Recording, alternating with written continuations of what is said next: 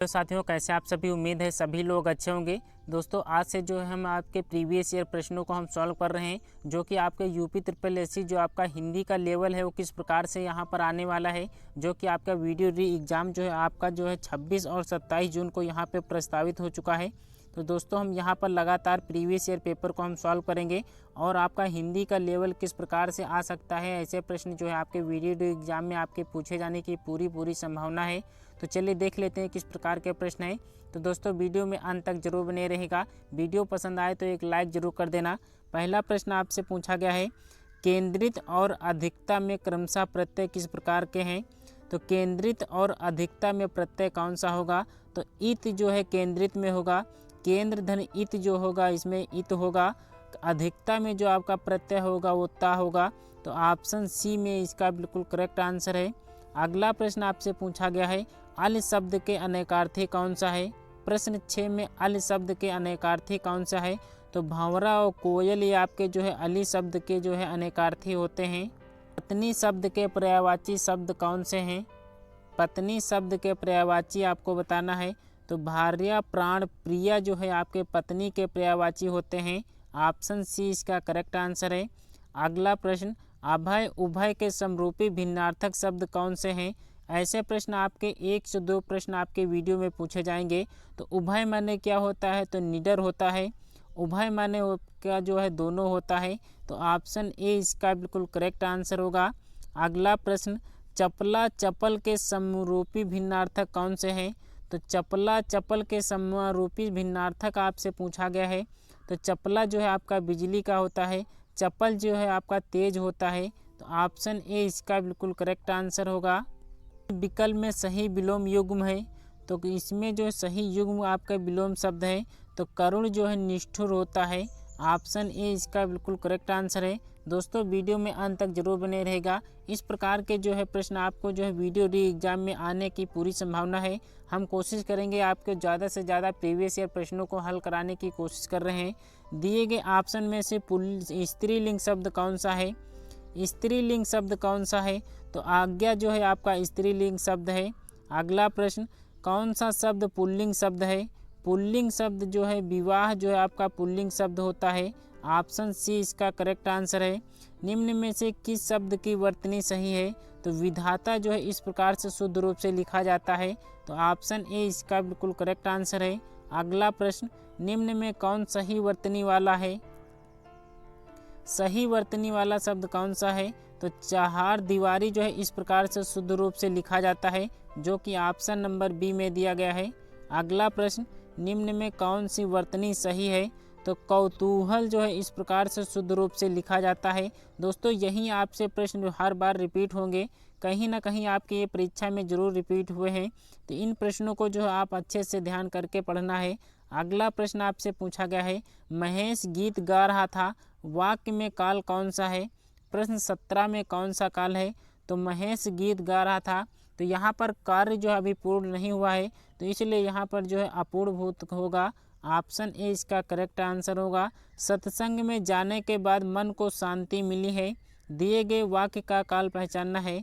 तो सत्संग में जाने के बाद मन को शांति मिली है, तो यहाँ पर जो है आसन भूतकाल होगा, क्योंकि जो क्रिया अभी अभी हुई हो उसको जो है आसन भूतकाल क्रिया वहाँ पर होती है। अगला प्रश्न, निम्नलिखित में से किस वाक्य में संदिग्ध वर्तमान काल है? तो रीना पढ़ती होगी, इसमें जो है आपका संदिग्ध वर्तमान काल है। तो ऑप्शन नंबर ए इसका करेक्ट आंसर है। चरण कमल बंदो हर राई में कौन सा अलंकार है? प्रश्न 20 का जवाब करना है, तो इसमें जो है आपका रूपक अलंकार होगा। अगला प्रश्न आपसे पूछा गया है, जानने की इच्छा रखने वाला के लिए एक शब्द क्या होगा? तो जानने की इच्छा रखने वाले के लिए जो है जिज्ञासु होगा। ऑप्शन सी इसका करेक्ट आंसर होगा। उपकार को मानने वाला समूह के लिए शब्द क्या होगा? तो उपकार को मानने वाला जो होता है वो कृतज्ञ होता है। ऑप्शन बी इसका करेक्ट आंसर है। जो दिखाई ना दे उसके लिए एक शब्द क्या होगा? तो आदृश्य होगा। अगला प्रश्न, सही विकल्प में सही विलोम युग्म कौन सा है? तो दीर्घकाय का जो है कृशकाय होता है। ऑप्शन डी इसका बिल्कुल करेक्ट आंसर है। आविर्भाव का विलोम शब्द क्या होगा? तो इसका जो विलोम होगा वो तिरोभाव होगा। ऑप्शन ए इसका करेक्ट आंसर है। सही विलोम युग्म कौन सा नहीं है? तो गुप्त का जो है मुक्त नहीं होता है, गुप्त का जो होता है वो प्रकट होता है। तो ऑप्शन सी इसका बिल्कुल करेक्ट आंसर है। अगला प्रश्न आपसे पूछा गया है, कोप का विलोम शब्द क्या होता है? तो कोप का विलोम शब्द जो होता है वो कृपा होता है। ऑप्शन ए इसका बिल्कुल करेक्ट आंसर है। लहू का समानार्थी शब्द कौन सा है? तो लहू का जो है शोणित होता है। अगला प्रश्न आपसे पूछा गया है, अनि शब्द का सही पर्यायवाची शब्द बताना है। तो अनि जो है ये आपका सेना का पर्यायवाची होता है। अगला प्रश्न, वनिता शब्द का पर्यायवाची शब्द कौन सा है?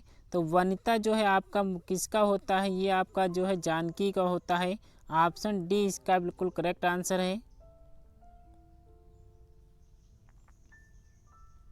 अगला प्रश्न, किस विकल्प में सभी जो है परस्पर पर्यायवाची हैं? तो वदन, आनन, आशय जो है आपके परस्पर पर्यायवाची हैं। तो ऑप्शन बी इसका बिल्कुल करेक्ट आंसर है। अगला प्रश्न आपसे पूछा गया है, चाय शब्द का प्रयोग किस वचन में होता है? तो चाय का जो है आप एक वचन में प्रयोग होता है, जो कि ऑप्शन नंबर ए इसका करेक्ट आंसर है। भारतीय शब्द का बहुवचन क्या होगा? भारतीय शब्द का बहुवचन रूप क्या होगा? तो भारतीयों होगा। ऑप्शन बी इसका बिल्कुल करेक्ट आंसर है। अगला प्रश्न, जात शब्द का बहुवचन रूप क्या होगा? तो जात का जो बहुवचन होगा वो जातियाँ होगा। ऑप्शन बी इसका करेक्ट आंसर होगा। तत्सम शब्द कौन सा नहीं है? प्रश्न 40 का जवाब करना है। तो अग्नि माने आग होता है, वत्स माने बछड़ा होता है, फूल जो है यह आपका प्रसून का होता है। तो ऑप्शन डी में जो है आपका फूल जो है आपका तद्भव शब्द है, ना कि आपका तत्सम है। अगला प्रश्न आपसे पूछा गया है, निम्नलिखित में तत्सम शब्द कौन सा है? तो कृपा माने जो है तत्सम होता है, बाकी तीनों जो है आपके तद्भव शब्द दिए गए हैं। निम्नलिखित में कौन सा शब्द तत्सम शब्द है? तो तत्सम शब्द इसमें से कौन सा है? तो सपत्नी जो है आपका तत्सम शब्द है। ऑप्शन सी इसका करेक्ट आंसर है। निम्न में कौन सा शब्द तद्भव शब्द नहीं है? मयूर माने क्या होता है? तो मयूर माने क्या होता है? मोर होता है। तो मयूर माने जो है क्या होता है? मोर होता है। तद्भव शब्द कौन सा नहीं है? तो ऑप्शन डी नहीं है। स्कंद का तद्भव रूप क्या होता है? तो ये आपका कंधा होता है। ऑप्शन सी इसका करेक्ट आंसर है। निम्न में हरिद्रा का तद्भव रूप क्या होगा? तो हरिद्रा का जो है तद्भव रूप होगा हल्दी होगा। ऑप्शन बी इसका करेक्ट आंसर है। दोस्तों आज हमने टॉप 25-45 में प्रश्न किए हैं, जो कि वेरी मोस्ट इम्पोर्टेंट ये आपके प्रीवियस ईयर में पूछे गए प्रश्न हैं। तो दोस्तों आज की क्लास को हम यहीं पे विराम देते हैं। मिलते हैं नेक्स्ट वीडियो में, तब तक के लिए अपना ख्याल रखिएगा। जय हिंद, जय भारत।